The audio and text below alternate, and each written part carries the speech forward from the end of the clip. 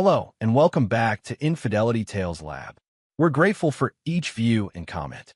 Tell us, from which country or city are you watching today? We enjoy connecting with our global audience. Now, let's dive into today's story. Chapter 1. Foundations of Sand. Theo Blackwell stood at the glass wall of his home office, overlooking the sprawling estate he'd built from nothing. At 43, he'd transformed from a scrappy street kid to the owner of the most successful private security firm in the state. His hands, once calloused from street fights, now bore only the faint scars of his past, reminders of how far he'd come.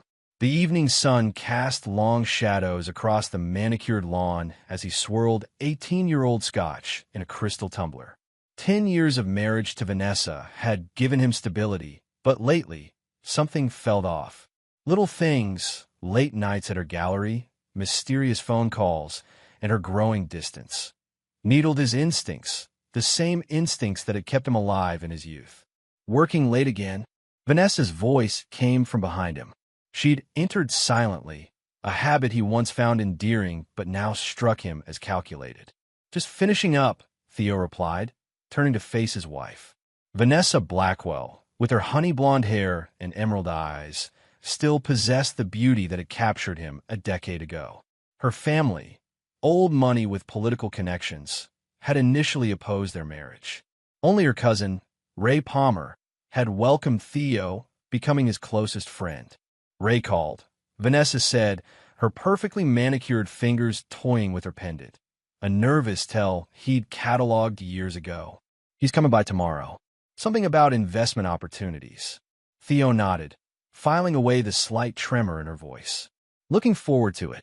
That night, lying beside Vanessa, Theo reviewed the inconsistencies of the past months.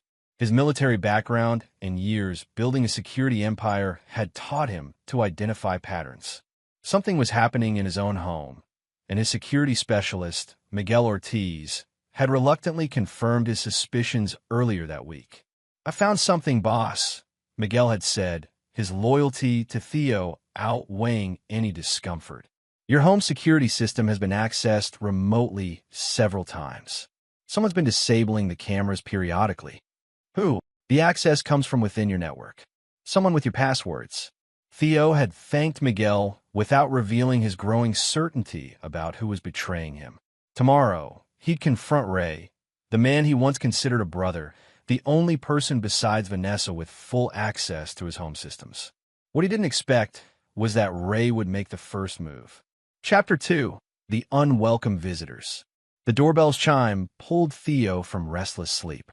Vanessa's side of the bed was empty, unusual for 7 a.m. on a Saturday. Grabbing his phone, he noticed the security app was offline. The hair on the back of his neck stood up. Descending the stairs in his pajamas, he caught a glimpse of himself in the hallway mirror, a tall, broad-shouldered man with penetrating gray eyes and a face that rarely revealed his thoughts. He learned long ago that showing emotion was a weakness. Theo answered the door to find 2 police officers standing on his porch. Officer Bennett, a square-jawed woman with cropped hair, and Officer Donovan, a younger man whose hand rested too close to his holster. "Mr. Blackwell?" Bennett asked. "We received a concerning call from your wife." Before Theo could respond, a third figure stepped out from behind them. Ray Palmer, his perfectly tailored suit at odds with the early hour, his usually friendly face twisted into something ugly. "You weren't supposed to find out about us." Ray smirked, the familiarity in his voice when saying us confirming Theo's suspicions. "Now we have to handle this differently." The realization hit Theo like a physical blow. His wife and his best friend. The betrayal was both exactly what he'd suspected and somehow still shocking in its audacity. Handle what differently? Theo's voice remained steady even as his mind cataloged escape routes, weapons within reach, and the strange absence of official procedure in this police visit. Officer Bennett glanced uncomfortably at Ray before speaking. "Your wife has filed a restraining order claiming threatening behavior. We need you to come with us." "She's claiming I threatened her?" Theo noticed Bennett's badge number was obscured and Donovan's name tag was missing entirely. Something was very wrong. "We have evidence," Ray said smugly, pulling out his phone. Vanessa's been recording your outbursts for months. The phone played audio of Theo's voice threatening violence. Expertly spliced together from security lectures he'd given at conferences, his words twisted into something sinister. "That's doctored," Theo said, but the officers were already moving toward him. "We need you to come to the station," Bennett insisted, revealing handcuffs. In that moment, Theo saw the full picture. Ray's political connections, the false police, the fabricated evidence. This wasn't just an affair. It was a calculated takedown. "I need to get dressed," Theo said, stepping back into the house.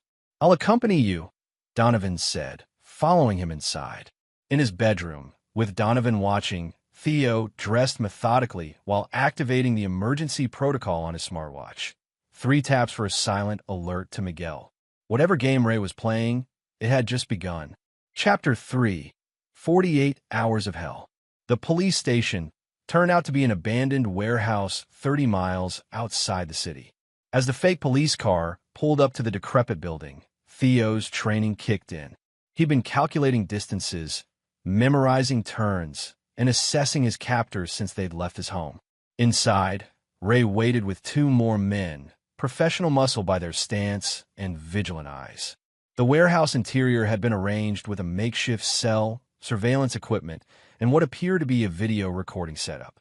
"Welcome to your temporary accommodations," Ray said, motioning to the cell.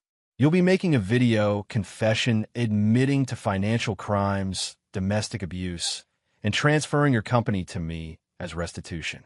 Theo stared at him, his expression revealing nothing. "And if I refuse?" Ray smiled. "Then this becomes unpleasant for everyone, especially Vanessa. She may be leaving you for me, but I'd rather not hurt her." The threat against Vanessa, despite her betrayal, sparked something primal in Theo. He allowed himself to be locked in the cell, biding his time. For 48 hours, they worked on breaking him: sleep deprivation, limited water, psychological tactics. Ray regularly video called Vanessa, showing her Theo's cooperation, while secretly threatening her if she backed out of their plan. What Ray didn't know was that Theo had activated more than an alert to Miguel. His watch contained a tracking device, and his security team had been monitoring his location since his abduction. More importantly, Ray had no idea of the contingency plans Theo had established years ago for exactly this type of situation. On the second night, as exhaustion began to dull his captor's vigilance, Theo heard the distant sound of helicopter rotors. Moments later, the warehouse was plunged into darkness as the power was cut. The rescue was swift and professional. Miguel led a team of Theo's security specialists, all former military, through the warehouse with precision. When the lights came back on, Ray and his accomplices were zip-tied on the floor, and Theo was being checked by a medic. "Boss, we've had a problem," Miguel said, his expression grim. "We've been monitoring your home security remotely. Mrs. Blackwell packed bags and left with an unknown man 2 hours ago. They headed to the airport." Theo nodded, processing this information. "Any communication from her?" "None." Miguel hesitated. "But there's something else. We intercepted some encrypted communications between Ray and someone using the handle Artemis. They mentioned something called Protocol Widowmaker scheduled to activate if Ray doesn't check in by morning." Theo's blood ran cold. He knew Artemis was Vanessa's college nickname. Whatever she and Ray had planned, it wasn't over. Just as Miguel finished speaking, his phone rang. The local police, the real police, had found an abandoned car registered to Vanessa at the airport parking garage. Inside was a handwritten note addressed to Theo. "By the time you read this, it will be too late. I'm sorry it came to this." As dawn broke on the 3rd day, Theo's phone rang with an international number. The voice on the other end was formal, clinical. "Mr. Blackwell, this is the American Embassy in Zurich. I regret to inform you there's been an incident involving your wife. I'm afraid the news is grave. She's no more." Chapter 4: Ashes and Lies. "She's no more on American soil, Mr. Blackwell," the embassy official continued.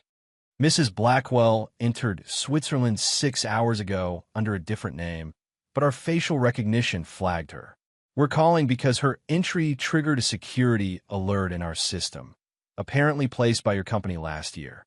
Theo sat in his home office, the morning sun illuminating the evidence wall he'd created. Photos, documents, and timeline charts covered the surface.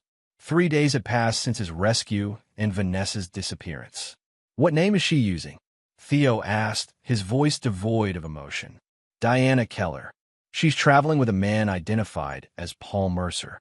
Theo thanked the official and ended the call. Paul Mercer, a name Theo recognized from Vanessa's gallery connections. Not Ray, which meant there were more players in this game than he'd initially thought. Miguel entered with a folder. The forensic team finished analyzing Ray's devices. You were right. This goes beyond an affair. The folder contained evidence of an elaborate scheme spanning 2 years. Ray and Vanessa had been systematically gathering information on Theo's business operations, client lists, and security protocols. They'd been planning to strip him of everything, his company, his assets, even his reputation, using fabricated evidence of criminal activity. There's more, Miguel said hesitantly. We found references to a life insurance policy Vanessa took out on you 6 months ago. $10 million. Double indemnity for accidental death. Theo absorbed this information with cold calculation. The woman he'd trusted with his life had been plotting his death. What about the house in Vermont? Theo asked. Miguel looked surprised. How did you know about that? Vanessa has been checking real estate listings on our shared computer. Careless. Theo's expression hardened. I need everything on Paul Mercer, and I want to know what's in that house. 3 hours later, Theo had his answer. The Vermont property, purchased through a shell company linked to Mercer, contained a fully equipped identity forging operation. Vanessa and her accomplices had been planning this for far longer than he'd suspected. Boss, Miguel interrupted his thoughts. Ray's asking to see you. Says he has information you need.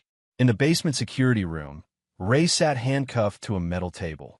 His once immaculate appearance was disheveled, his confident smirk replaced by desperate fear.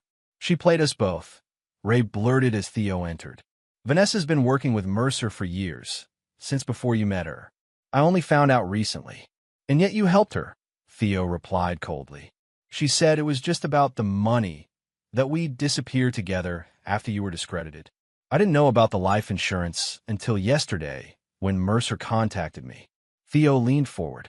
What's protocol Widowmaker? Ray's face paled. It's not what you think. It's not about killing you. It's about killing your legacy. Everything you've built. Mercer has access to your company's security infrastructure. They're planning to use it to compromise your highest profile clients. When? 3 days. The annual security conference in Geneva. They're going to demonstrate how to breach your systems during your company's keynote presentation. Theo stood, his decision made. Miguel, book me on the next flight to Zurich. And secure our friend here somewhere comfortable. We're not finished with him. As Theo packed, his phone rang, a video call from an unknown number. He answered to see Vanessa's face, her expression a mixture of confidence and caution. You're more resilient than we anticipated, she said. Impressive. What do you want, Vanessa? To give you a choice. Walk away now. Transfer the company to the holding account we've prepared, sign the divorce papers acknowledging your infidelity and abuse, and disappear. Or stay and fight, and watch everything you've built crumble while facing criminal charges we've carefully constructed. Theo studied her face, this stranger wearing his wife's features. You miscalculated. You should have killed me when you had the chance. A flicker of uncertainty crossed Vanessa's face before she masked it. That was never the plan. I'm not a monster, Theo. No, he agreed coldly. Just a thief and a traitor. But I'm curious, was any of it real? For a moment, Vanessa's composure cracked. Some of it. In the beginning. She recovered quickly. It doesn't matter now. You have 48 hours to decide. After she disconnected, Theo turned to find Miguel watching him with concern. What's the play, boss? Theo's gray eyes were glacial. We're going to Geneva.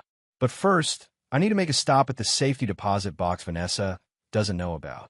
Chapter 5. Ghosts from the Past. The quiet Swiss village of Meiringen, nestled beneath towering alpine peaks, seemed an unlikely place for confronting ghosts. Theo navigated the narrow streets until he reached a small chalet on the outskirts of town. The elderly man who answered the door recognized him immediately. "Herr Blackwell, it has been many years." "Too many, Klaus," Theo replied. "I need access to the vault." Inside, Klaus led him to a hidden basement room containing a steel door with a biometric lock. The vault beyond held weapons, cash in various currencies, and multiple identity packages. Contingencies Theo had established before he'd ever met Vanessa. But he had come for something specific, a leather-bound journal and a hard drive. "I tracked down the information you requested," Klaus said, handing Theo a tablet. "The woman you married, she was not who she claimed." The tablet contained a comprehensive dossier on Vanessa Chamberlain. Born Amanda Pierce, orphaned at 16, disappeared from foster care records at 17. She resurfaced 4 years later as Vanessa Chamberlain, complete with fabricated family connections, education credentials, and social history. And her cousin Ray? No relation. He was her handler for the organization. Theo absorbed this revelation with grim validation of his suspicions. What organization? They call themselves the Coterie. They target wealthy individuals, particularly self-made ones without family connections. Their methods are always the same: romantic entanglement, isolation, and eventual financial extraction. "How did I miss this?" Theo muttered, more to himself than Klaus. The older man's expression softened slightly. Even the most vigilant have blind spots when it comes to matters of the heart. That evening, in his hotel suite overlooking Lake Geneva, Theo reviewed everything he'd learned. The Coterie had been targeting him since before he'd met Vanessa. His success and lack of family ties had made him the perfect mark. The revelation explained so much. Vanessa's unexpected appearance in his life, her cousin's convenient friendship, her family's initial resistance that gradually softened, creating the illusion of hard-won acceptance. A knock at the door interrupted his thoughts. Miguel entered with a secure laptop. "We've located Mercer and Vanessa," he reported. "They're staying at the Remington Hotel under their aliases. The security conference begins tomorrow, and they've registered as attendees. And our other preparations? In place. Your former client from the NSA came through. We have everything you requested." Theo nodded. "Get some rest. Tomorrow we begin." After Miguel left, Theo opened the leather journal from the vault. It contained details of his life before he became Theodore Blackwell, back when he was Tyler Bishop, a nobody from nowhere with nothing but raw intelligence and survival instincts. He had buried that identity years ago, but perhaps it was time for Tyler Bishop to resurface one last time. As dawn broke over Geneva, Theo activated the first phase of his counterattack. While Vanessa and Mercer believed they were moving invisibly through the city, his team had been tracking their every move, recording their conversations, and mapping their connections. Most importantly, he had identified the third mastermind behind the Coterie's Swiss operations, Helvetica Bank Senior Vice President, Leonard Rousseau, who was scheduled to meet Vanessa that afternoon. By noon, Theo had positioned himself in the cafe across from the bank, watching through specialized glasses as Vanessa and Rousseau conversed in his private office. Thanks to the surveillance equipment his team had planted, he could hear every word. "The account are prepared," Rousseau was saying.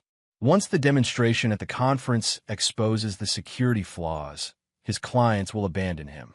The company's stock will plummet, and we'll acquire controlling interest for pennies on the dollar."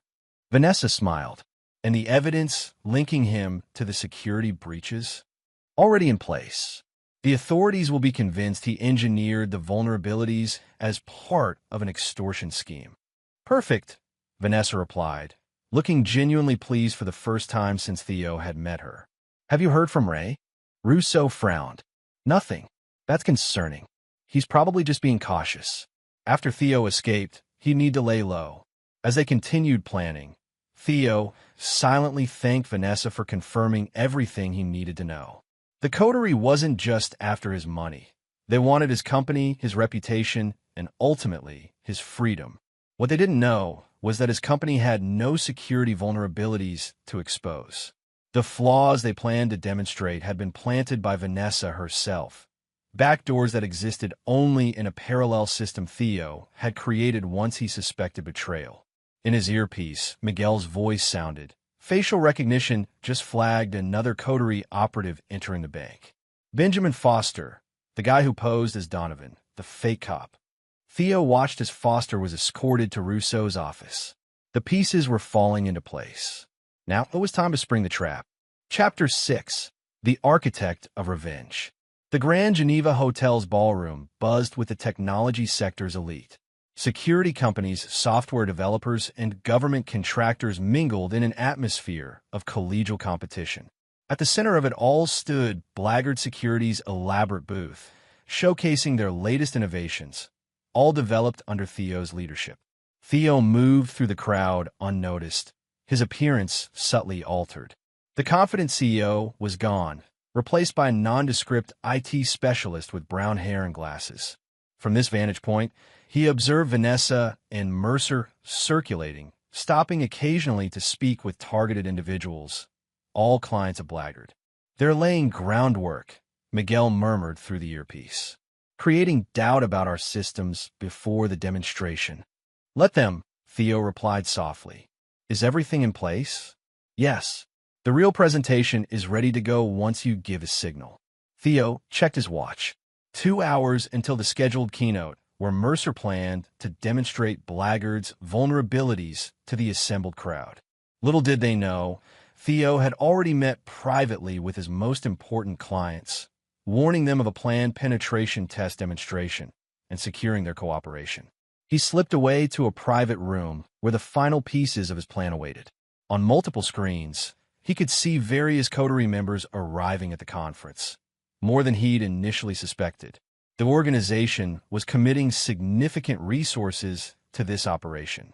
A quiet knock preceded the entrance of a silver-haired woman in an impeccable suit. "Mr. Blackwell, or should I say Mr. Bishop?" "Director Walsh," Theo acknowledged. "Thank you for coming." Isabella Walsh, Deputy Director of Financial Crimes at Interpol, had been skeptical when Theo first contacted her. Now, looking at the evidence he'd compiled on the coterie's operations across 3 continents, her skepticism had transformed into determined focus. "You've given us enough to take down their entire European network," she said. "But are you certain about doing it this way? We could arrest them now." "No." Theo's voice was resolute. "I need them to activate their plan publicly. Only then will we have irrefutable evidence of their methods and reach." Walsh nodded reluctantly. "My team is in position. Just give the signal when you're ready." As she left, Theo turned to the final screen, a live feed from a secure facility where Ray Palmer sat in an interrogation room, looking increasingly desperate as he recorded his full confession about the coterie's operations, his role in them, and their plans for Theo. "It's time," Theo said to Miguel. "Let's give them the demonstration they're expecting."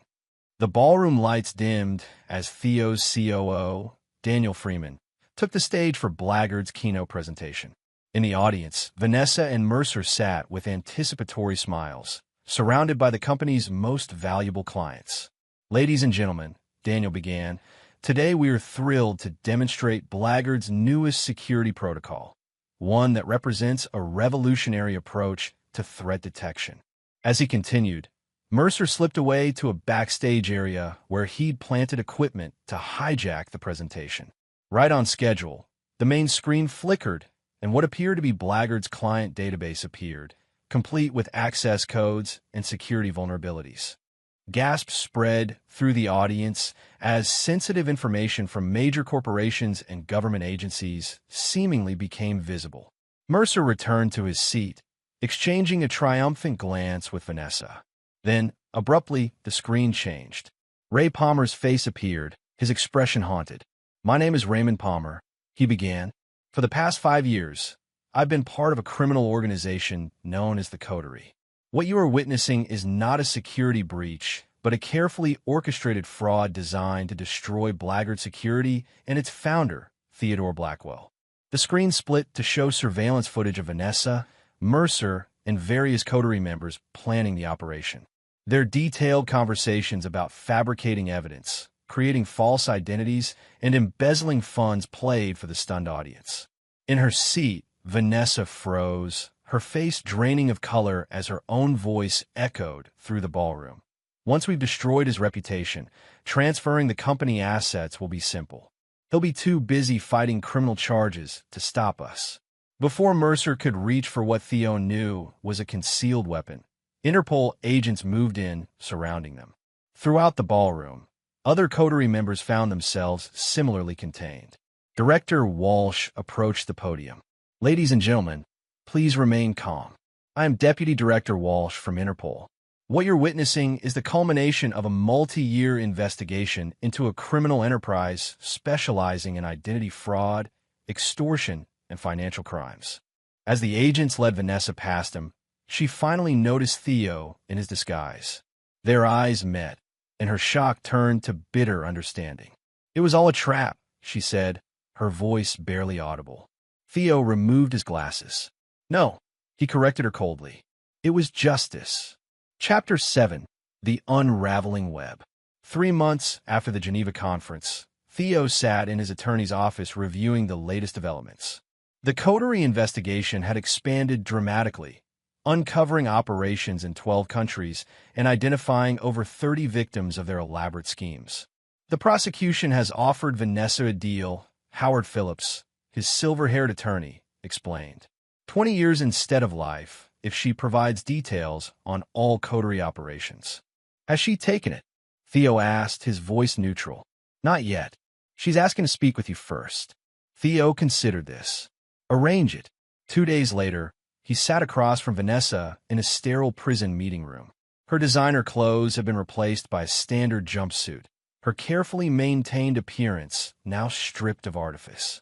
Yet she still carried herself with the poise that had once captivated him. "You've been busy," she said, gesturing to the file of newspaper clippings she'd been collecting about the coteries unraveling. "Congratulations on the government contracts. Your company's stock has doubled since the arrest." "I didn't come to discuss business," Theo replied. "You wanted to see me." Vanessa leaned forward. "I wanted you to know that not everything was a lie. There were moments, real moments, between us." Theo's expression remained impassive. "Is that supposed to matter now?" "No," she admitted. "But before I give them everything, I thought you deserved to know the truth. I wasn't supposed to marry you. The original plan was a shorter con. Get close, extract funds, disappear. I changed the plan." "Why?" A ghost of a smile crossed her face. "Because I recognized something in you that reminded me of myself. That drive to reinvent yourself, to bury the past, and create something new." Theo studied her, seeing past the practiced manipulation to the kernel of truth beneath. "You had choices, Vanessa, or Amanda, or whatever your real name is." "Elise," she said softly. "Elise Novak. That's who I was born." "Well, Elise, your choices led you here. Mine led me to survive you." She nodded slowly. "There's one more thing you should know. The coterie doesn't forgive failure. They'll keep coming for you, through me, through others, as long as you have what they want." "And what is that?" "The only thing they truly value, the ability to disappear and start again. Your contingency protocols, your identity packages, your escape networks. The things that made you impossible to truly con." Theo stood to leave. "Consider this my final gift to Vanessa, the woman I thought I married. Take the deal. Whoever's left of the coterie can't protect you anymore." As he reached the door, she called out, "The morning after our wedding, when you brought me coffee in bed and we talked about building a home together, that was real. I meant every word." Theo paused, not turning back. "So did I." Outside the prison, Miguel waited with updates on their ongoing operation to dismantle what remained of the coterie. While Interpol had captured many members, the shadowy leadership remained elusive. "We identified another potential victim," Miguel reported as they drove back to Theo's hotel. "Andrew Carstairs, tech entrepreneur in Boston. The coterie operative posing as his fiancée matches the description of a woman who visited Vanessa last week, posing as her sister. They're already regrouping," Theo mused. "Faster than expected. What's our next move?" Theo stared out the window at the passing cityscape.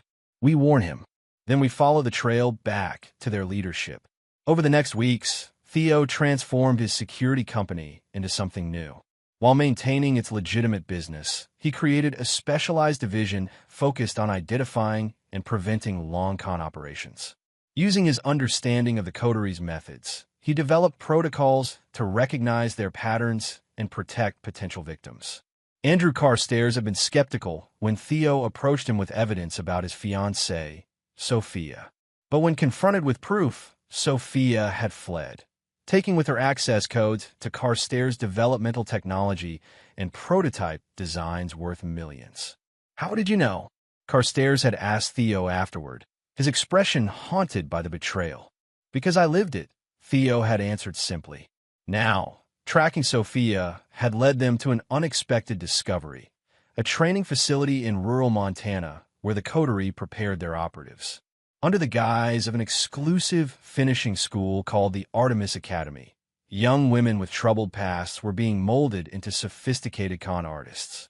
"We've identified the headmistress," Miguel reported, showing Theo surveillance photos of an elegant older woman.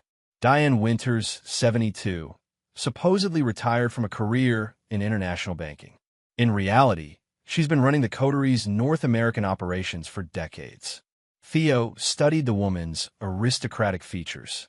"She looks familiar." "She should," Miguel replied grimly. "We found her in Vanessa's background." Diane Winters was the foster mother who took in Amanda Pierce, the girl who became your wife. The pieces clicked into place. Vanessa hadn't been recruited by the coterie. She had been raised by them, groomed from adolescence for exactly the kind of operation she'd run on Theo. "We have enough for the FBI to raid the academy," Miguel continued. "But that would only capture the training operation, not the leadership behind it." Theo's expression hardened with resolve. "Then we need to make Diane Winters lead us to them." Chapter 8. The Deadly Game. The Artemis Academy sprawled across 50 acres of Montana wilderness, its elegant buildings belying its true purpose. From his vantage point on a neighboring ridge, Theo observed the comings and goings through high-powered binoculars. "Security is tighter than it appears," Miguel noted, pointing out disguised camera positions and patrol patterns. "These aren't just rent-a-cops. They're using military formations." "Makes sense," Theo replied. "They're protecting their most valuable asset, the next generation of operatives." Their surveillance had revealed 23 young women in residence, ranging from teenagers to women in their early 20s. Each day followed a rigorous schedule of physical training, language studies, social engineering exercises, and what appeared to be psychological conditioning. "It's like watching a finishing school for spies," Miguel had commented during their first day of observation. "That's exactly what it is," Theo had responded grimly. Now, after a week of surveillance, they had identified a vulnerability. Diane Winters left the compound every Sunday to attend church in the nearby town, accompanied by only 2 security personnel. "We're not actually going to abduct her from a church, are we?" Miguel asked, concern evident in his voice. "No," Theo assured him. "We're going to make her come to us." The plan was elegant in its simplicity. Using information gathered from Vanessa's reluctant cooperation, they had identified Winters' one weakness: her biological son, Thomas, whom she had placed with an adoptive family 40 years earlier while establishing her coterie identity. He had grown up unaware of his mother's true occupation, believing her to be a distant aunt who occasionally sent birthday cards. Now an accounting professor in Minneapolis, Thomas Hunter was about to receive an unexpected inheritance, and with it, the attention of the coterie. The fabricated documents arrived at Hunter's office by courier.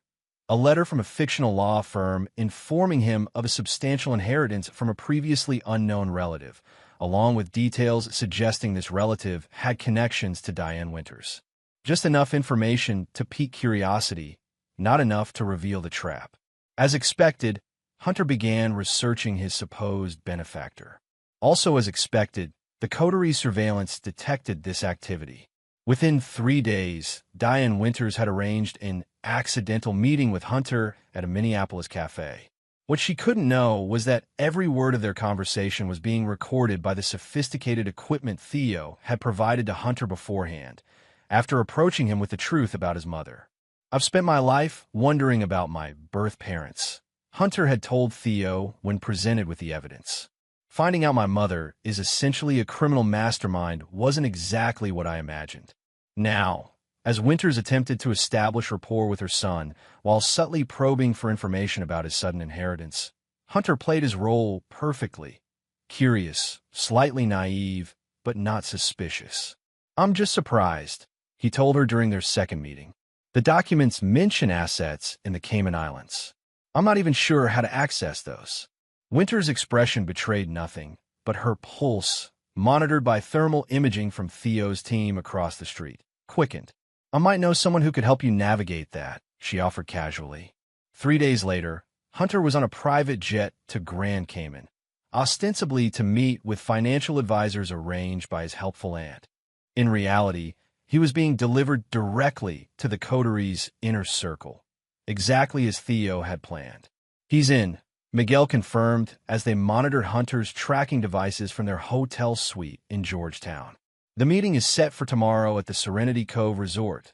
Private bungalows, restricted access." Theo nodded. "Alert the tactical team, and make sure our friend in room 212 is comfortable." Room 212 held Leonard Rousseau, the banker who had worked with Vanessa in Geneva. After his arrest, facing multiple life sentences, he had proven surprisingly willing to cooperate in exchange for considerations at sentencing. His knowledge of the coteries' financial operations had been the key to identifying their leadership structure. "There are 7 of them," Rousseau had explained. "The founders, they call themselves. Most have never met in person. They communicate through encrypted channels and proxies. But once a year, they gather to distribute profits and assign new targets."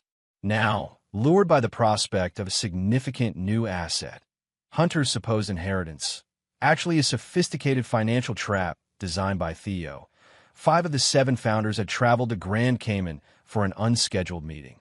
The next evening, as Hunter sat nervously in a luxurious bungalow surrounded by the coteries' leadership, Theo's operation reached its culmination. While Interpol agents positioned themselves around the resort, Theo monitored the proceedings through Hunter's concealed equipment. "Mr. Hunter," began an elegant man in his 60s who had introduced himself as Julian Clark, "we're very interested in helping you manage this unexpected windfall. But first, we need to understand exactly what you've inherited." As Hunter began sharing the fabricated details, Theo gave the signal. Simultaneously, Interpol teams moved in on the bungalow and on locations in 7 countries where the coteries' digital operations were headquartered. The raid was swift and precise. Within minutes, 5 of the coteries' 7 founders were in custody, along with terabytes of incriminating data and financial records detailing decades of criminal operations. In the aftermath, as Hunter was safely extracted and the arrested founders processed, Director Walsh approached Theo on the resort's deserted beach. "Congratulations," she said. "You've just helped us dismantle one of the most sophisticated criminal enterprises we've ever encountered." Theo watched the waves, his expression unreadable. "Not quite. 2 founders are still out there." Walsh nodded. "We'll find them." "No," Theo said with quiet certainty. "I will." Chapter 9. Ashes of Betrayal. 6 months later, Theo stood on the observation deck of a Chicago penthouse, watching snow fall over the city. The final pieces of his vengeance had fallen into place with a precision that would have been beautiful if it weren't so devastating. The missing coterie founders had been more elusive than anticipated. 1. A reclusive technology magnate named Victor Kane had been tracked to his compound in New Zealand, where local authorities had found him dead from an apparent suicide, though Theo suspected a more sinister explanation. The 7th and final founder had proven most difficult to identify. Unlike the others, this person operated completely in shadow, known only by the codename Genesis. While Interpol pursued conventional investigation methods, Theo had taken a different approach. Using the psychological profiles he developed of the coteries' leadership and the patterns he'd observed in their operations, he had constructed a prediction model of where Genesis might surface next. The model had led him to an unexpected conclusion, one that had seemed impossible until he'd found the evidence hidden in encrypted files from Diane Winter's personal server. His phone buzzed with a text from Miguel, "Package delivered. En route to rendezvous." Theo took one last look at the city before heading to the helipad where his private helicopter waited. The journey to the remote lake house took less than an hour. Inside the rustic but luxurious cabin, a fire crackled in the stone hearth. Miguel stood guard over a bound figure in one of the leather armchairs, an elderly man with sharp features and calculating eyes. "Mr. Blackwell," the man acknowledged with a slight nod. "I was wondering when you'd find me." "Harold Chamberlain," Theo replied, taking the seat opposite him. "Or should I call you Genesis?" The man who had presented himself to the world as Vanessa's father smiled thinly. "I've had many names over the years. That one served its purpose, creating a fictional family for Amanda Pierce to inhabit when she became Vanessa, giving her the credibility she needed to get close to me." Among other things, Chamberlain agreed. "You've been quite thorough in dismantling my organization. I suppose congratulations are in order." Theo studied the man who had orchestrated so much destruction. "Why me? There are wealthier targets, easier marks." Chamberlain's eyes gleamed with something like respect. "You were never the primary target, Mr. Blackwell. Or should I say, Mr. Bishop?" The use of his original name, a name he had buried decades ago, sent a chill through Theo. "Your security protocols," Chamberlain continued. "Your contingency plans. Your ability to create and discard identities at will. These were always the true prize. The Coterie has been trying to acquire your methods since you first appeared on our radar 15 years ago. So Vanessa was our most promising operative, the only one we believed could get close enough to learn your secrets." A shadow of what might have been regret crossed his features. "I didn't anticipate that she would develop genuine feelings for you. It compromised her effectiveness." Theo absorbed this revelation with cold clarity. "And now," Chamberlain regarded him with professional assessment, "now you have a choice. The Coterie is finished, you've seen to that. But there will always be demand for what we provided. You could rebuild it, improve it, with your security knowledge and my networks." "You're proposing a partnership," Theo stated flatly. "I'm offering evolution," Chamberlain corrected. "You've proven yourself more capable than anyone who's ever come against us. Together, we could create something unprecedented." For a moment, Theo allowed himself to consider the possibility. The power it would bring, the resources, the ability to operate beyond conventional boundaries. Then he thought of the lives destroyed by the Coterie's operations, the calculated cruelty of their methods. "I already have something unprecedented," Theo said finally, standing. "It's called integrity." He nodded to Miguel, who moved forward with zip ties. "What happens now?" Chamberlain asked, his composure finally slipping. "Now, justice happens," Theo replied. "The complete server records from your New Zealand compound have been delivered to Interpol. They'll find evidence linking you to operations going back 30 years. You'll spend the rest of your life in prison." As Miguel secured Chamberlain, Theo's phone rang, a call he'd been expecting. "Mr. Blackwell," Director Walsh's voice came through clearly. "We received your package. The evidence is overwhelming. We're moving on the locations you identified. And the special consideration I requested? Granted, though I don't understand why you want her transferred to a minimum security facility after everything she did." Theo glanced at Chamberlain, the man who had raised Vanessa from childhood to become a weapon. She was as much a victim as a perpetrator. Sometimes the lines between predator and prey aren't as clear as we'd like them to be. After ending the call, Theo watched as Miguel escorted Chamberlain to the waiting authorities. The final architect of his personal hell was now facing his own reckoning. Later that night, back in his Chicago penthouse, Theo opened the safe hidden behind a painting in his office. Inside was a single envelope containing divorce papers Vanessa had signed from prison. Beneath her signature was a handwritten note. "I know you'll never forgive me. I wouldn't deserve it if you did. But know this, in a life built on lies, you were the one truth I wished I could keep." Theo placed the papers in his shredder, watching as they disappeared into confetti. Forgiveness was not in his nature. Not for Vanessa, not for any of them. But understanding had its own kind of closure.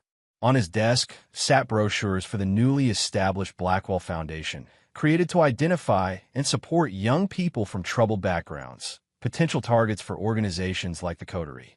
Not redemption, but perhaps redirection of the darkness he had navigated. As snow continued to fall outside his window, Theodore Blackwell, once Tyler Bishop, now something altogether different, looked toward the future he had fought to reclaim. The betrayal had forged him into something harder, colder, but ultimately unbroken. He would never forgive. He would never forget. But he would move forward, carrying the ashes of betrayal as a reminder of the price of trust and the value of truth. Hello, and welcome back to Infidelity Tales Lab. We're grateful for each view and comment. Tell us, from which country or city are you watching today? We enjoy connecting with our global audience. Now, let's dive into today's story. Chapter 1. The Fracture. Ryland Mercer had built his fortune through calculated risks. At 42, he commanded a shipping empire that spanned 3 continents, with vessels carrying cargo across every major ocean on the planet. His success had been hard-won. 15 years of 70-hour workweeks, strategic partnerships, and an unflinching determination that made competitors wary of crossing him. His marriage to Audrey, however, had not weathered the storm as well as his business.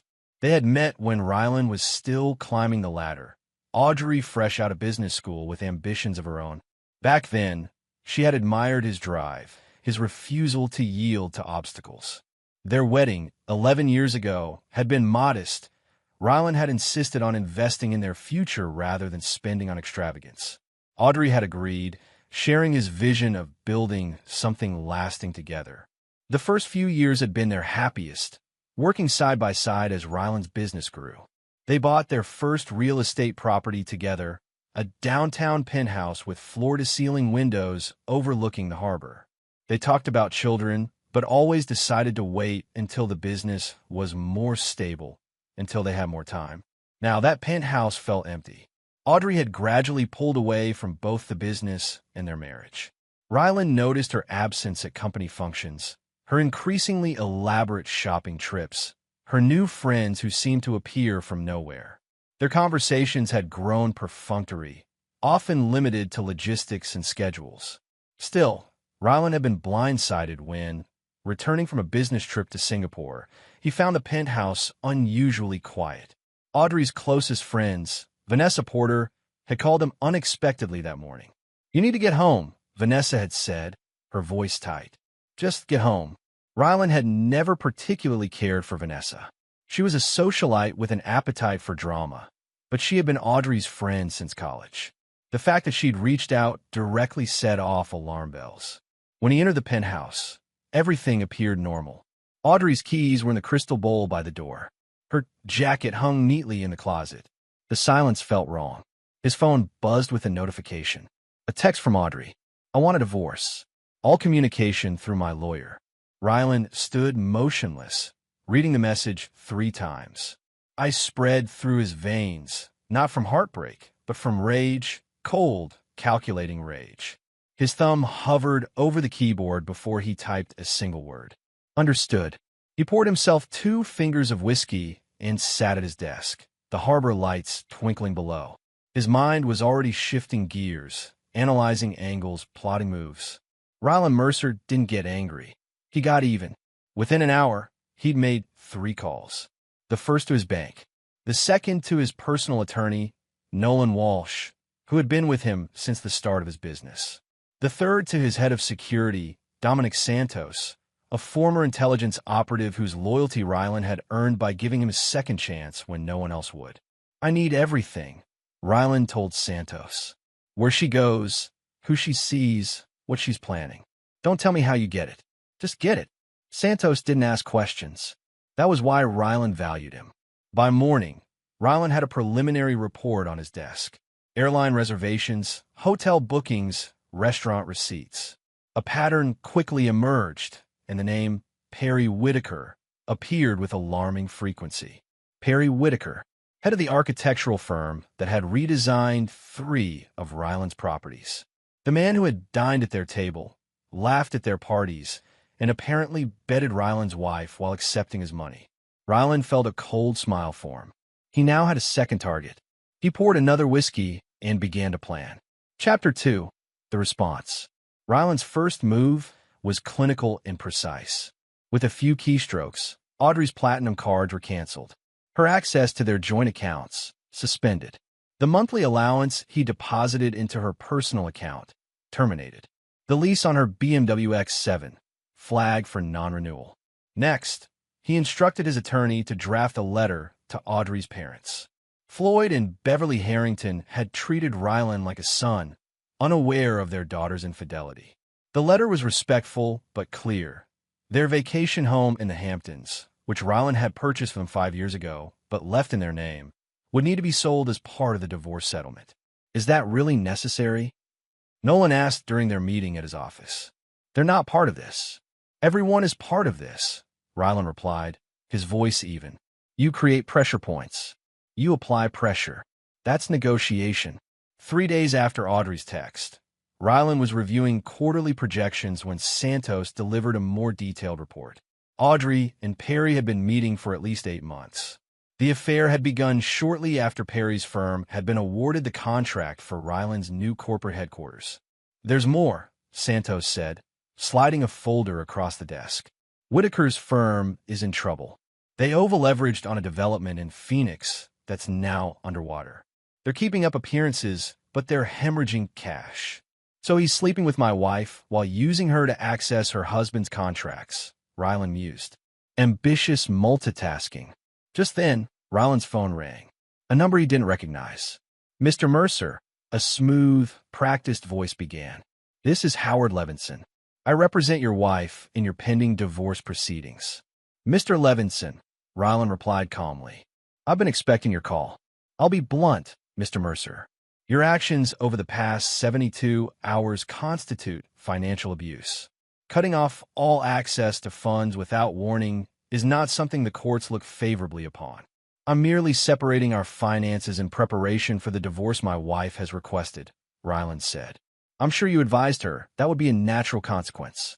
Mrs. Mercer requires immediate restoration of her financial resources. She's entitled to maintain her standard of living during these proceedings. Mrs. Mercer is welcome to maintain any standard of living she can afford based on her own income, Ryland replied. I believe that's currently zero. This approach won't serve you well, Mr. Mercer. I'm prepared to file emergency motions. File whatever you'd like. My wife sent me a text stating all communication should go through a lawyer. I'm simply honoring her request by eliminating all forms of communication, including financial ones. Levinson's frustration was palpable even through the phone. She needs access to funds for basic necessities.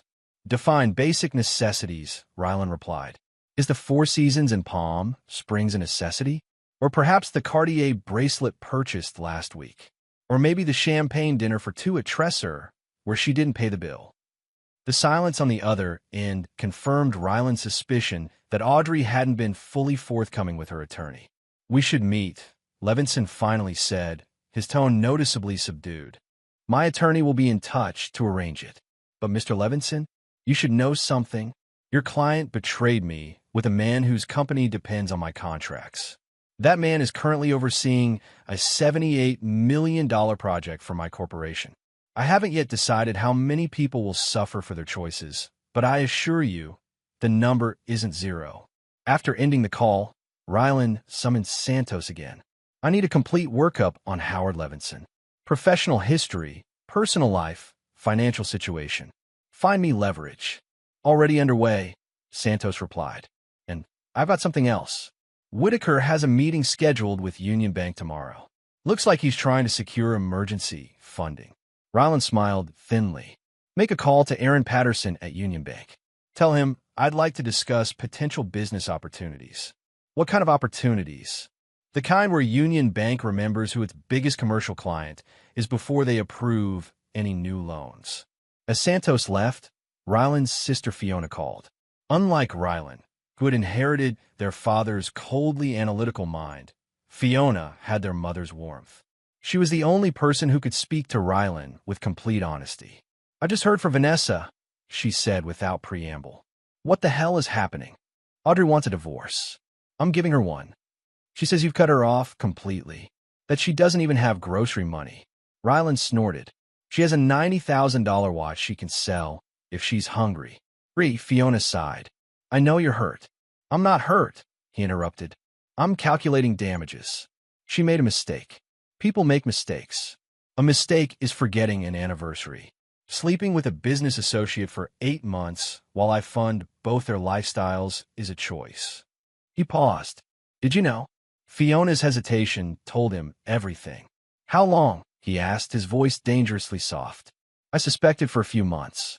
I told her to end it, or tell you. But you didn't tell me. You're my brother. She's my sister-in-law. I was caught in the middle. There is no middle with me, Fi. You know that. He ended the call and stared out at the harbor. The list of people who would pay for this betrayal was growing. Chapter 3. The Intelligence. A week passed. Rylan maintained his routine with mechanical precision, but those who knew him recognized the subtle changes. His already direct management style became ruthless. Decisions that once required meetings were now made unilaterally. Projects were accelerated, partnerships reevaluated, personnel shifted. While his corporation continued to function, Rylan focused his personal attention on gathering intelligence. Santos had assembled a detailed picture of both Audrey and Perry's movements, communications, and vulnerabilities. Perry Whitaker came from old money that had mostly dried up.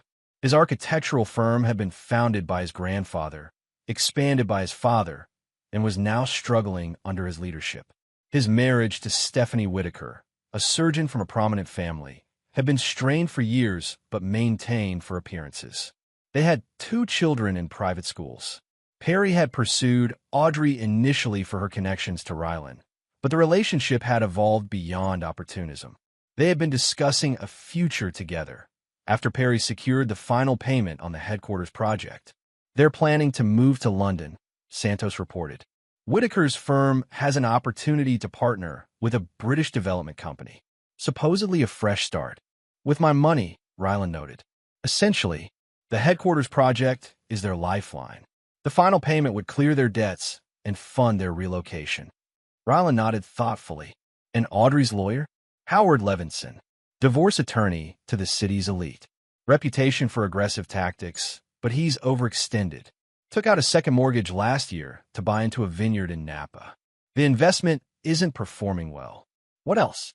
He's representing 3 high-profile divorce cases simultaneously, including Audrey's. His staff is stretched thin. Good, Rylan said. Pressure him from multiple angles. I want him distracted. Santos nodded and continued. Audrey's staying at the Archer Hotel downtown. Whitaker visits 3 nights a week. She's running through cash quickly. Room service, spa treatments, shopping. Based on her current spending, she'll be broke within 2 weeks. And her parents? They received your letter. Floyd called your office 17 times yesterday.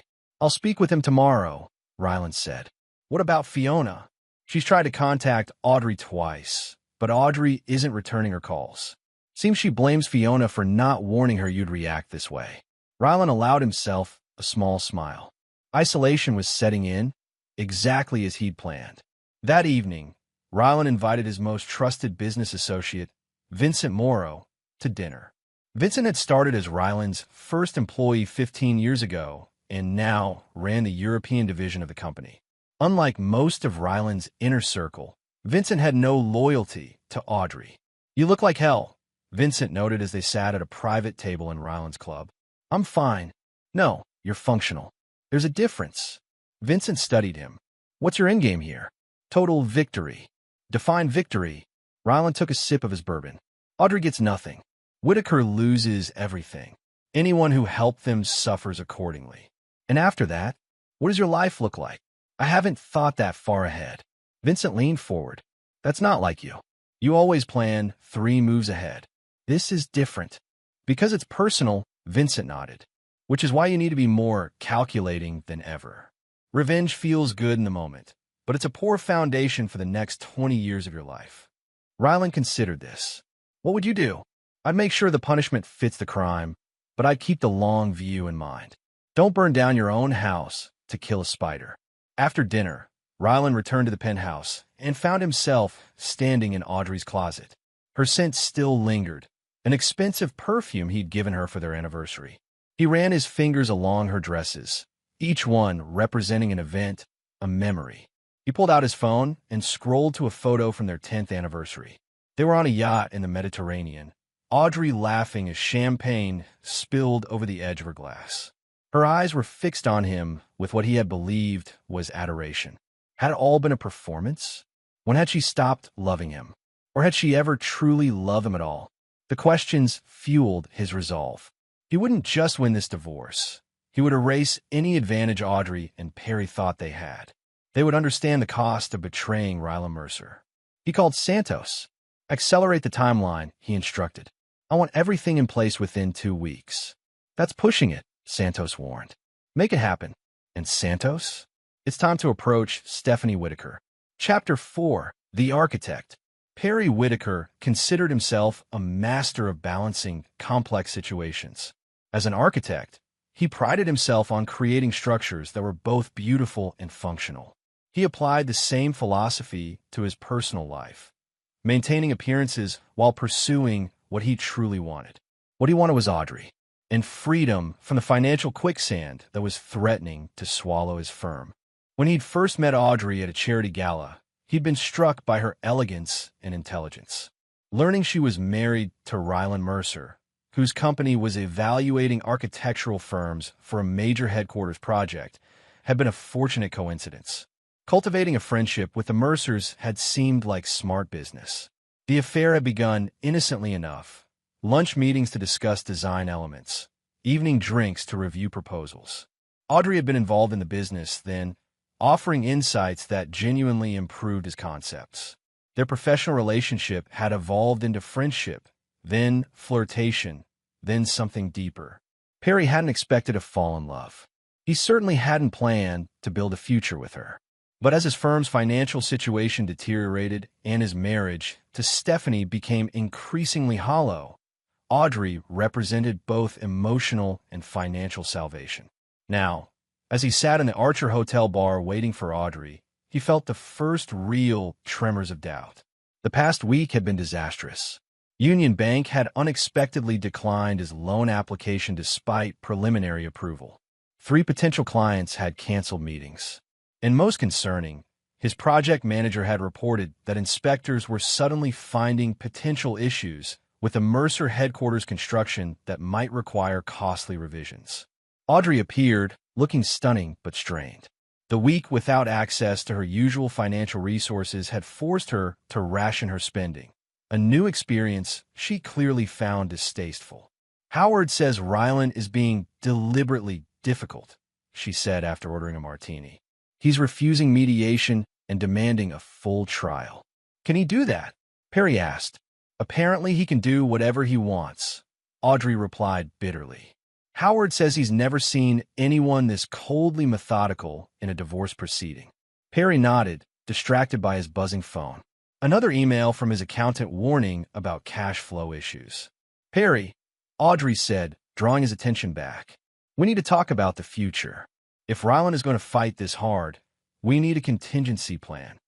The headquarters project is nearly complete, Perry assured her. Once we receive the final payment, we'll have breathing room. And if he finds a way to delay that payment? The question hung in the air, voicing the fear that had been growing in Perry's mind.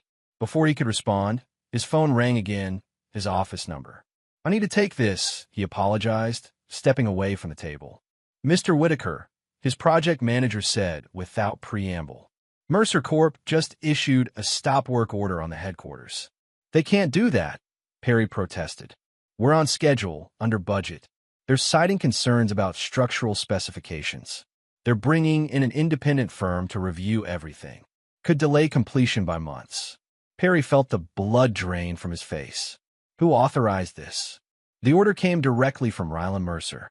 As Perry ended the call, he turned to see a woman approaching their table. Stephanie, his wife. She was speaking to Audrey with a calm intensity that made his stomach drop. He hurried back, catching the tail end of their conversation. Thought you should hear it from me rather than through attorneys, Stephanie was saying. Audrey's face had gone pale. How long have you known? About your affair with my husband? About 3 months. About your plan to move to London together? Since yesterday, Perry's mind raced. How could Stephanie know about London? They've been extremely careful about those discussions. Stephanie, he began, but she cut him off with a raised hand. I'm not here to make a scene, Perry. I've filed for divorce. My attorney will contact yours tomorrow. She turned back to Audrey. I just thought you should know what you're getting. A man who lies to his wife of 15 years, neglects his children, and mismanages the family business to the brink of collapse. As Stephanie walked away, Audrey turned to Perry with new wariness in her eyes. Your firm is on the brink of collapse?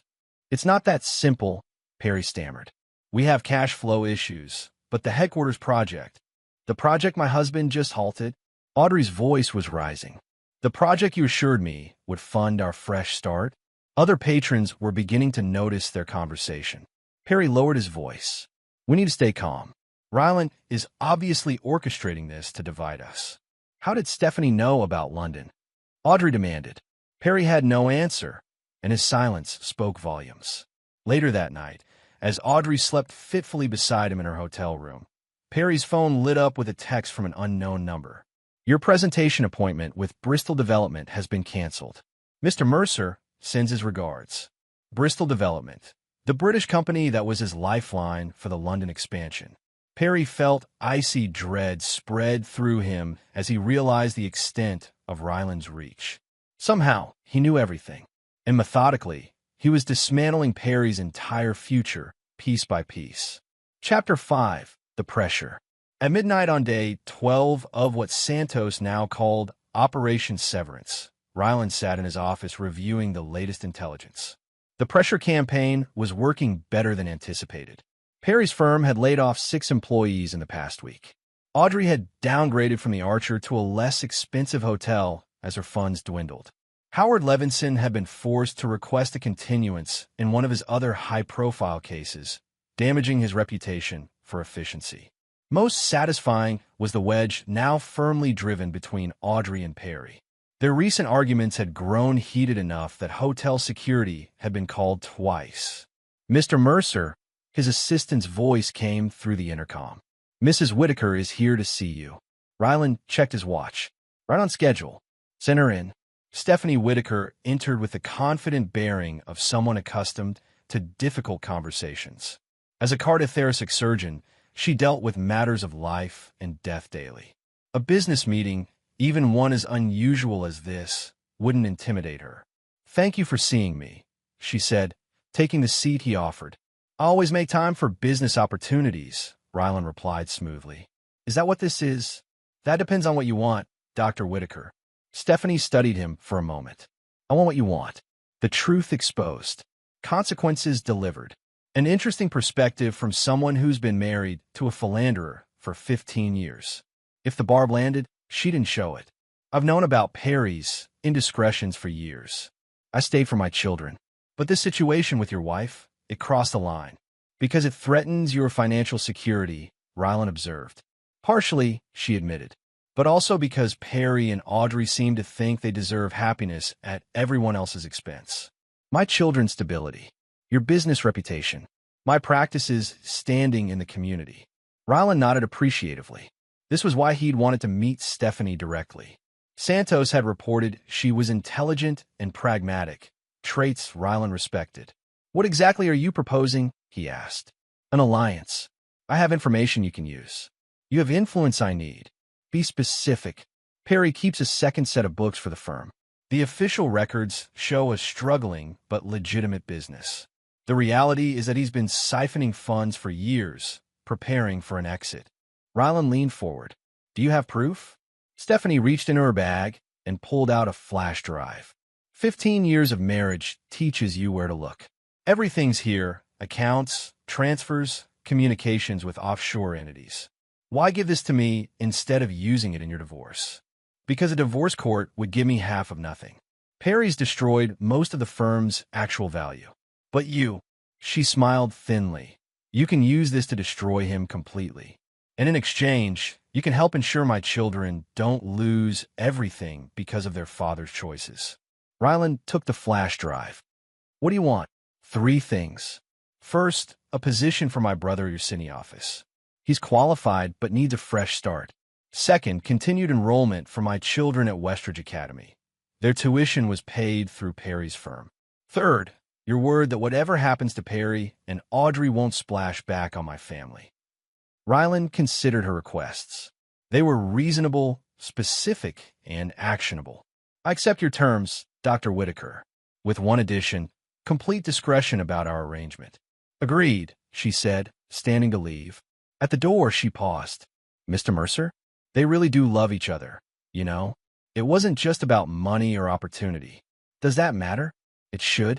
Love is rare. Betrayal is common. After she left, Ryland inserted the flash drive into his computer. The contents were more damning than he'd expected. Perry hadn't just mismanaged the firm. He'd committed outright fraud. Multiple projects, including Ryland's headquarters, had been built with substandard materials while charging for premium specifications. This wasn't just leverage. It was ammunition. He called Santos. Give me everything on Westridge Academy's board of directors. And call Vincent about a position in Sydney for Dr. Gregory Holden. The next morning, Ryland received an unexpected visitor. Floyd Harrington, Audrey's father, stood in his office reception area, looking diminished. At 70, Floyd had always maintained a distinguished presence, but now he seemed hollowed out.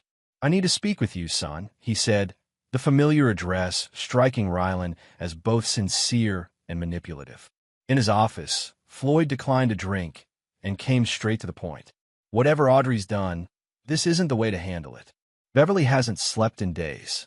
The thought of losing the Hamptons' house, it's breaking her heart.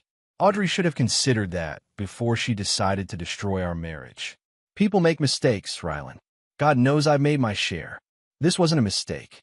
It was a calculated decision made repeatedly over months. Floyd sighed heavily. Maybe so, but punishing her parents won't change what's happened. No, Ryland agreed, but it will ensure she understands the full cost of her choices. Is there nothing I can say to change your mind? Ryland studied the man who had welcomed him into their family, who had treated him with more warmth than his own father ever had. There is one thing, Ryland said finally. Tell Audrey to drop Howard Levinson and agree to my settlement terms. The house stays in your name, you keep your monthly stipend, and this ends quickly. And what are your terms for Audrey? She walks away with nothing except what she brought into the marriage. Floyd looked pained. That's harsh, son. It's merciful compared to what I could do. After Floyd left, Ryland received a call from the detective he'd hired to monitor Audrey's communications. Audrey had reached out to Fiona again, this time with a request to meet.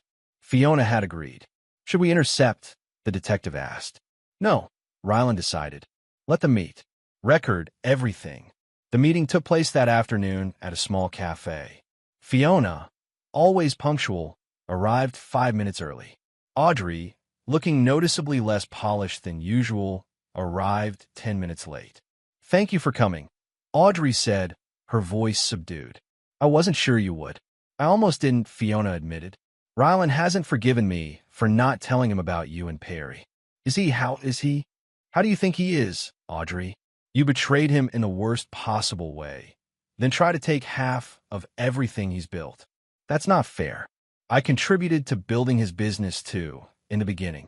In the beginning, Fiona emphasized, before you decided his work ethic was a character flaw rather than the reason for your comfortable lifestyle. Audrey flinched. I know I've made mistakes. Save it, Fiona interrupted. I'm not here for your apologies. I'm here to warn you. Ryland isn't just angry. He's methodical. Do you understand what that means? He's trying to punish me financially. I get it. No, you don't. Financial pressure is just the first phase. He's dismantling every aspect of the future you and Perry planned. The London move? Never going to happen. Perry's firm? We'll be bankrupt within a month. Your reputation in this city? He's making sure every door will be closed to you. Audrey's face had gone pale. How do you know all this? Because I know my brother. And because Vincent told me about the warehouse meeting. What warehouse meeting? Fiona hesitated. I've already said too much. Fiona, please. If Ryland is planning something dangerous. Ryland doesn't get his hands dirty, but he makes sure people pay for betraying him. Fiona stood. My advice? Take whatever settlement he's offering and disappear. because what's coming will be much worse than losing your credit cards. As Fiona left, Audrey sat frozen, her coffee untouched. There was no warehouse meeting. Fiona had fabricated that detail at Ryland's request. But the seed of fear had been planted. When Ryland received the recording of the conversation, he smiled for the first time in weeks. Phase 1 was complete. Phase 2 would begin tomorrow. Chapter 6, The Alliance. On day 17, Audrey's attorney called Ryland's office 12 times. Each call was routed to voicemail. Howard Levinson, whose reputation had been built on aggressive representation, found himself in the unfamiliar position of being the aggressor who couldn't land a punch. Meanwhile, Ryland met with the CEO of Bristol Development, the British company that had been Perry's hope for expansion to London.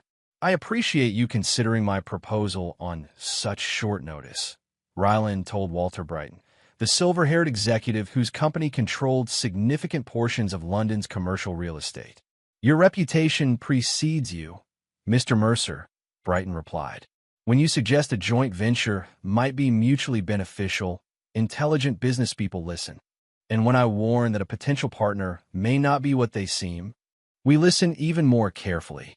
Brighton tapped the folder Ryland had provided, containing evidence of Perry's fraudulent practices. "This would have been catastrophic for us. We were prepared to invest £20 million in Whitaker's firm. Consider it a gesture of goodwill between future partners," Ryland said. "My shipping infrastructure and your development portfolio could create interesting opportunities." By the time Brighton left, they had outlined a preliminary agreement for a joint venture, one that would completely bypass Perry Whitaker and establish Mercer Corp as a significant presence in the London market. That afternoon, Ryland received word that Audrey had attempted to check out of her hotel, only to discover her bill had an outstanding balance of nearly $18,000. Her credit cards were declined. The hotel was holding her luggage until payment could be arranged. Precisely as planned, Ryland's phone rang, a number he recognized as Floyd Harrington's. "Ryland," Floyd began, his voice strained. "Audrey's agreed to your terms." "All of them?" "Yes. She'll sign whatever you put in front of her. Just end this. Please. Have her at Nolan's office tomorrow at 2 p.m. Alone." When Ryland arrived at Nolan's office the next day, Audrey was already seated in the conference room. She looked exhausted, her designer clothes slightly rumpled, her makeup minimal. She didn't stand when he entered. "Where's Howard?" Ryland asked, noting the absence of her attorney. "I fired him," she said flatly. "He wasn't getting results." Nolan entered with a thick document. "This is the settlement agreement as discussed. Ms. Mercer, I must advise you that without legal representation—" "Understand what I'm signing," Audrey interrupted. "Let's get this over with." Ryland studied her face as she flipped through the pages. The agreement was brutal in its simplicity. Audrey would receive no alimony, no property, no shares in the business.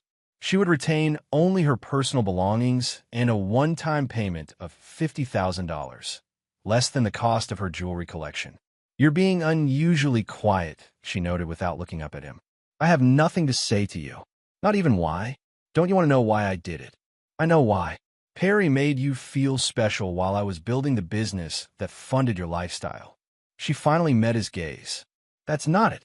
I did it because for the past 5 years, I've been invisible to you. Perry sees me. He listens. He values more than just what I can contribute to a balance sheet." How poetic. I'm sure those sentiments will keep you warm when you're living on $50,000. Audrey's hand stilled over the signature page. "What happens after I sign this?" "You walk away. Your parents keep their house. We never speak again." "And Perry? What happens to him?" Ryland smiled coldly. "That's no longer your concern." She signed the document, her hand trembling slightly. As Nolan witnessed her signature, she looked up at Ryland one last time. "I did love you once," she said quietly. "I want you to know that." "It wasn't enough," he replied. After she left, Nolan turned to Ryland. "That was surprisingly easy. She's desperate, and she thinks this ends it. Doesn't it? You got the settlement you wanted." "The divorce is settled," Ryland corrected. "The reckoning isn't complete." Later that evening, Ryland met with Vincent and Santos at his penthouse. The three men sat around Ryland's dining table. reviewing the final elements of what Santos had dubbed the extinction event. The regulatory filing is ready, Vincent reported. As soon as you give the word, the evidence of Whitaker's fraud goes to the licensing board, the building department, and the district attorney. His current clients have been quietly approached, Santos added. They're preparing to pull their projects once the news breaks. We've arranged for coverage in the business section of 3 newspapers. And Stephanie Whitaker? Rylan asked. Secured as agreed. Her brother starts in Sydney next month. The children's tuition at Westridge is paid through graduation. She signed a confidentiality agreement. Rylan nodded, satisfied with the arrangements. What about Plan B? Vincent and Santos exchanged glances. It's ready, Vincent said carefully. But Rylan, are you sure? Once this is done, there's no going back. Not just for Whitaker, but for you. Rylan considered the question. Plan A, the regulatory and financial destruction of Perry Whitaker, would be devastating enough. Plan B added a personal dimension that crossed into darker territory. Keep it ready, Rylan decided. I'll make the final call tomorrow. After they left, Rylan stood at his window, looking out at the city lights. The victory he'd expected to feel remained elusive. He had Audrey's signature on the divorce papers. Perry's destruction was imminent. Yet he felt hollow. His phone buzzed with a text from an unknown number. When he opened it, he found a photo of Audrey and Perry arguing in what appeared to be a parking garage. The timestamp showed it was taken just hours ago. The next text read, "They're meeting about you. Planning something." Rylan felt a surge of fresh anger. Even now, they were scheming. Proceed with Plan B, he texted Santos. No delays. The response came instantly. Understood. Extinction event commences at 9 a.m. Chapter 7. The Execution. At precisely 9 a.m., Perry Whitaker arrived at his firm's headquarters to find 2 men in suits waiting in his reception area. They weren't scheduled appointments. Mr. Whitaker, the older man said, flashing a badge. Detective Russell, Financial Crimes Division. We have a warrant to search these premises and seize financial records. Perry felt the blood drain from his face. There must be some mistake. No mistake, sir, the second man said, handing him a document. We have evidence of materials fraud, tax evasion, and embezzlement. As Perry scanned the warrant, his phone began buzzing incessantly. Staff were calling from job sites across the city where similar scenes were unfolding. Police, building inspectors, regulatory officials arriving simultaneously. It was a coordinated attack, executed with military precision. By noon, news vans had gathered outside the firm's office.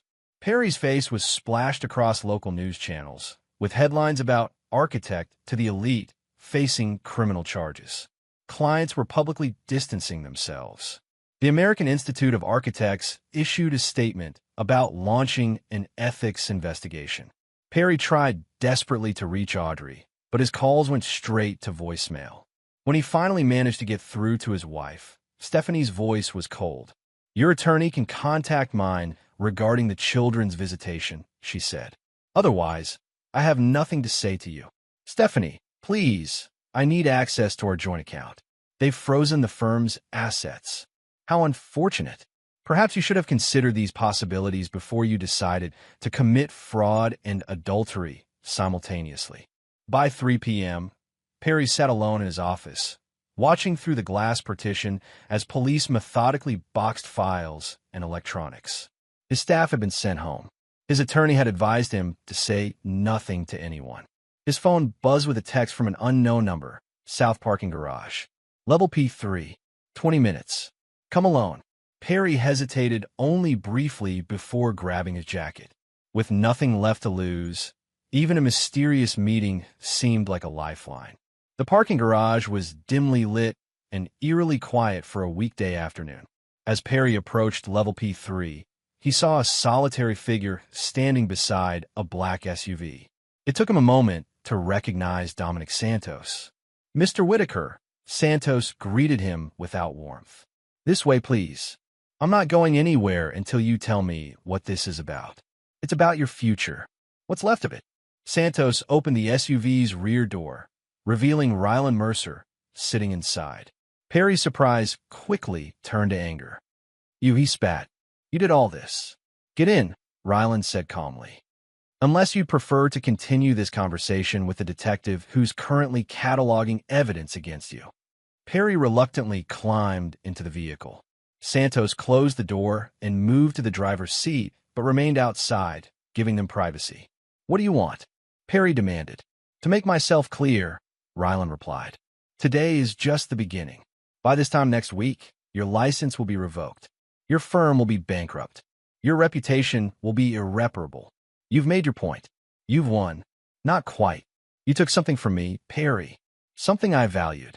If you mean Audrey, she wasn't happy with you long before I came into the picture. Ryland's expression remained impassive. I'm not talking about my wife. I'm talking about trust, loyalty, integrity. You sat at my table. You accepted my business. And all the while, you were sleeping with my wife and defrauding my company. Perry swallowed hard. What do you want from me? I want you to understand something. The evidence against you isn't just about shoddy materials or creative accounting. There's a paper trail suggesting you deliberately compromised structural elements of buildings to cut costs, including my headquarters. That's not true. I would never. The truth doesn't matter. The evidence exists, and it's compelling. The potential civil liability alone would bankrupt you 10 times over. The criminal charges could mean prison. Perry felt a cold sweat break out on his forehead. You fabricated evidence. I didn't have to. Your own records provided most of what I needed. Stephanie supplied the rest. The mention of his wife struck Perry like a physical blow. Stephanie, she's quite thorough. Apparently, she's been documenting your indiscretions for years. Perry slumped in his seat, the full extent of his situation finally sinking in. What happens now? Ryland handed him a thick envelope. Inside is a one-way ticket to Puerto Vallarta, departing tonight. There's also $50,000 in cash and contact information for someone who can help you establish a new identity. You will never return to this country. You will never contact Audrey again. You will leave now, directly from this garage, with nothing but what you're carrying. And if I refuse, then I release the evidence about the structural compromises to the press. The district attorney upgrades the charges to include public endangerment. And I personally ensure that you spend the next decade in prison, where your reputation as a wealthy architect who endangered lives for profit will make you exceptionally popular. Perry stared at the envelope, the magnitude of the choice before him becoming clear. You've thought of everything. No, Ryland corrected.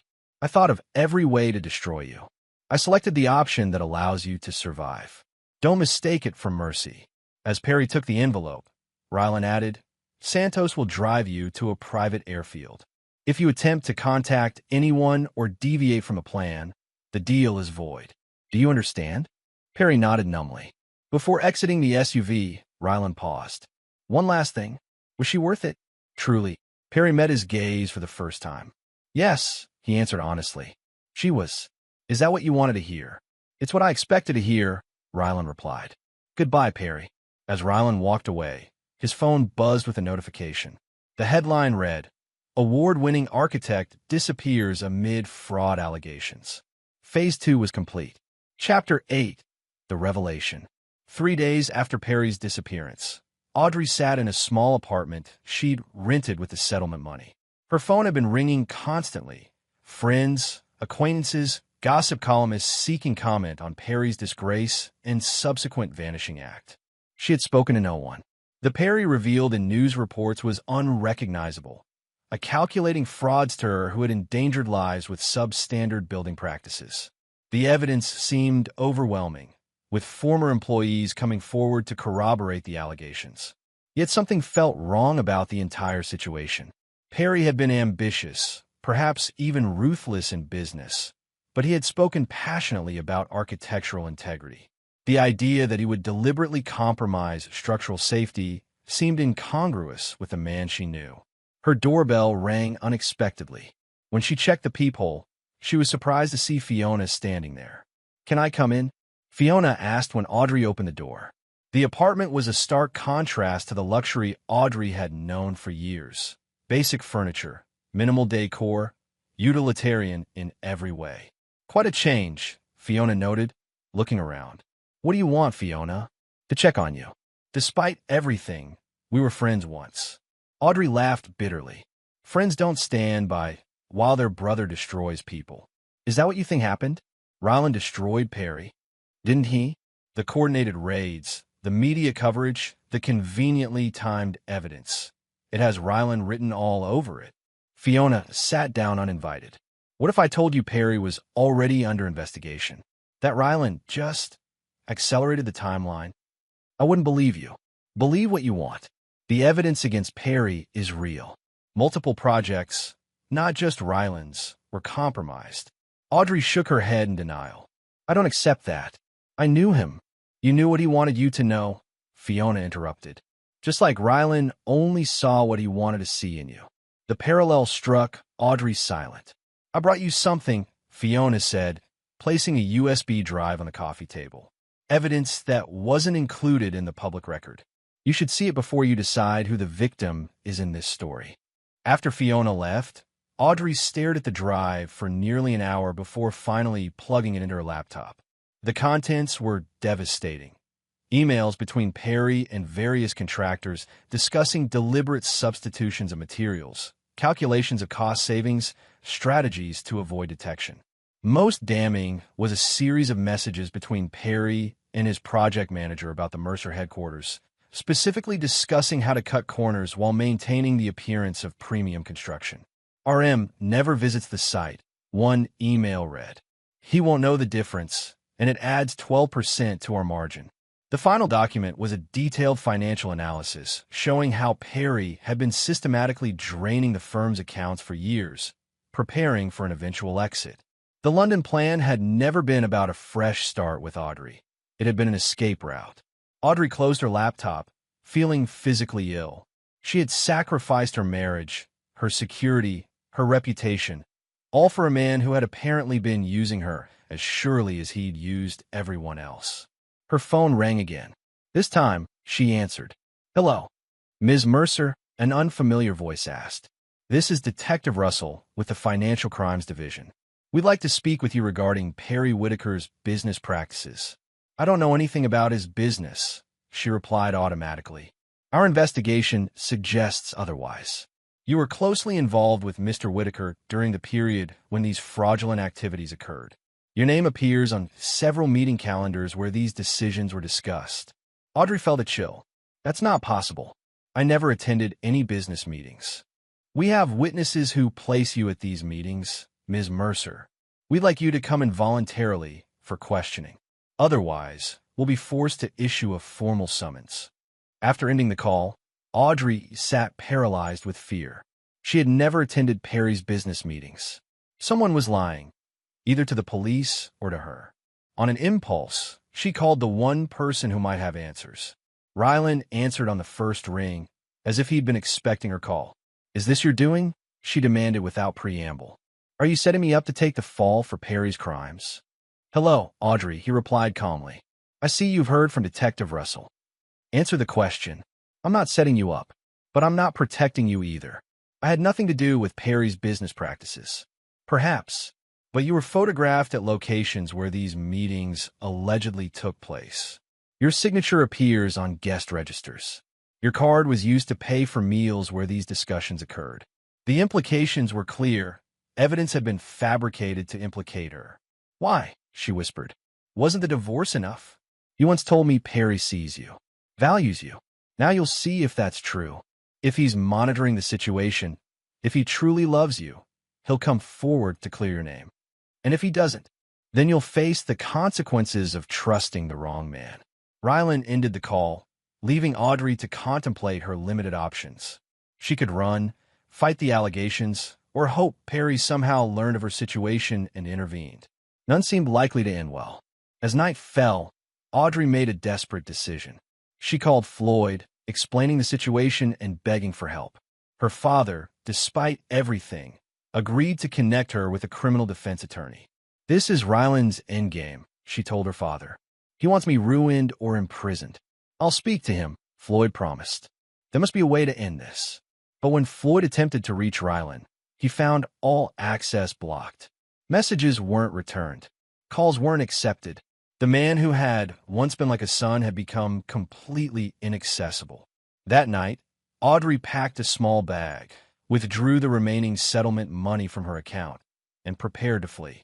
As she was leaving the apartment, her phone buzzed with a text from an unknown number. South Parking Garage, Level P3, 30 minutes.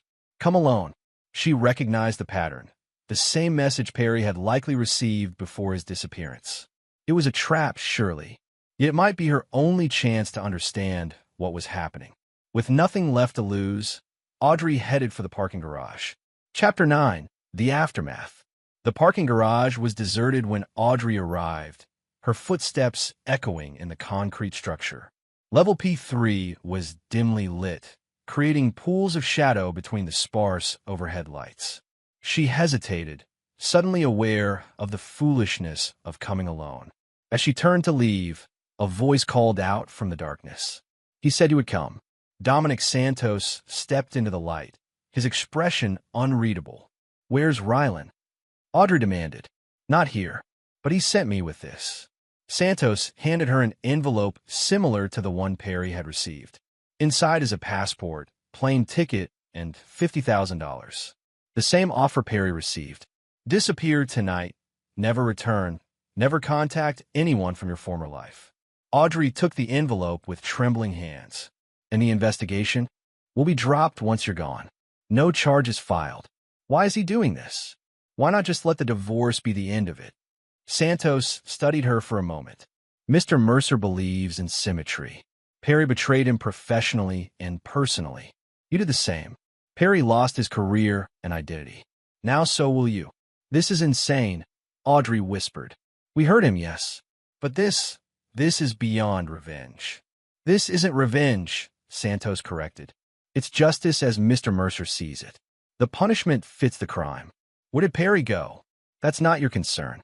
Your paths won't cross again. That's part of the arrangement. Audrey clutched the envelope, her mind racing. What if I refuse? What if I stay and fight the allegations? Then evidence will continue to emerge. Not just about Perry's business, but about your knowledge of it. Emails you supposedly wrote. Meetings you allegedly attended. Your fingerprints on documents you never touched. Santos shrugged. The evidence is quite convincing. He fabricated all of it. Some, not all. Perry really did defraud clients. He really did compromise buildings. He really was planning to leave the country with money stolen from his firm. You just weren't actively involved until now. The cold calculation of it all left Audrey speechless. Rylan had orchestrated a complete dismantling of both their lives, all while remaining legally untouchable himself. The choice is yours, Santos continued. But Mr. Mercer asked me to remind you that Floyd and Beverly's Hampton house remains in their name only at his discretion. Their financial security depends on your decision tonight. It was the final pressure point, her parents. If she refused, Rylan would ensure they suffered too. The flight leaves in 3 hours, Santos added. A car is waiting to take you directly to the airport. You have 5 minutes to decide. Audrey opened the envelope, examining the contents. The passport showed her photo, but a different name. The plane ticket was to Buenos Aires. The cash was neatly bundled. How did it come to this? She asked, more to herself than Santos. You chose Perry, Santos replied simply.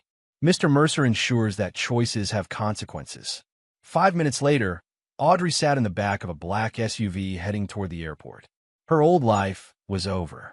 Whether the new one would be better or worse remained to be seen. At his penthouse, Rylan received Santos's message confirming Audrey's departure. He stood at the window, watching the city lights as he had so many nights during the past month of calculated destruction. Vincent arrived shortly after, carrying a bottle of rare whiskey. Is it done? It's done, Rylan confirmed. Perry in Mexico. Audrey en route to Argentina, neither with any means of finding the other. Vincent poured 2 glasses and handed one to Rylan. To resolution, then. Rylan accepted the glass, but didn't drink immediately. Not quite resolution. One piece remains. Floyd and Beverly, they get to keep their house. I'm not completely heartless. Vincent studied his friend. Then what's the final piece? Fiona, Rylan said quietly. She knew about the affair for months, and said nothing. Vincent's expression grew concerned. "Rylan, she's your sister. She chose loyalty to Audrey over loyalty to me. There are consequences for that choice. What are you planning?" "Nothing dramatic. Just a lesson in priorities." Rylan finally sipped his whiskey. "She's been trying to secure funding for her nonprofit for years. I've arranged for her primary donor to pull out next week. That seems excessive.